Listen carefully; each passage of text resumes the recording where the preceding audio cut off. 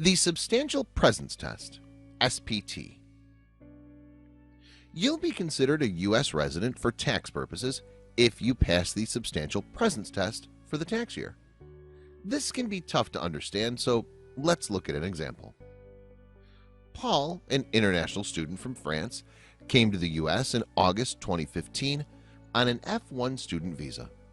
He's filing his taxes for the year 2019 and is wondering if he should file his taxes as a resident or as a non-resident.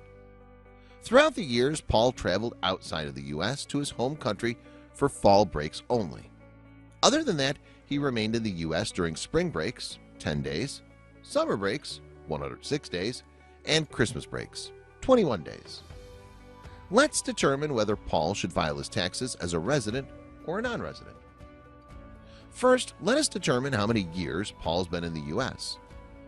Paul arrived in 2015, and it's now the end of 2019.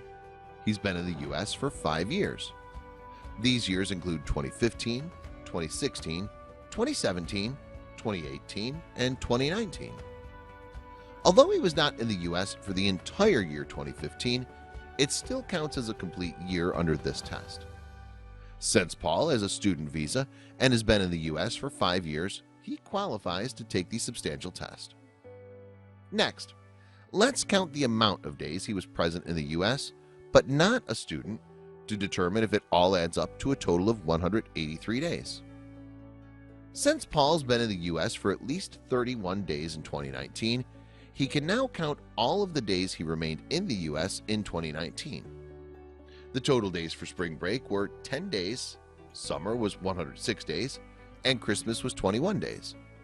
This is a total of 137 days physically present in the year 2019. Since he stayed in the U.S. for the same amount of time every year, it means that he remained for 137 days each year.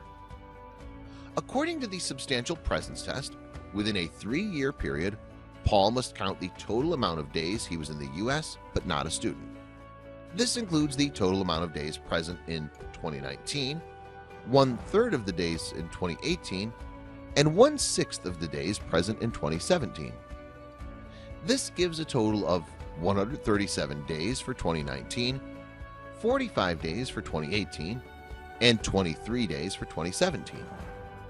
In total, Paul has been physically present for 205 days within the 3-year period.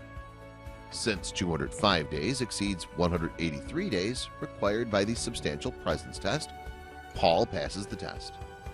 Therefore, he can choose to file his taxes as a resident for the year 2019 and all years going forward. Thank you for watching this lesson. Visit our website, taxaccountable.com.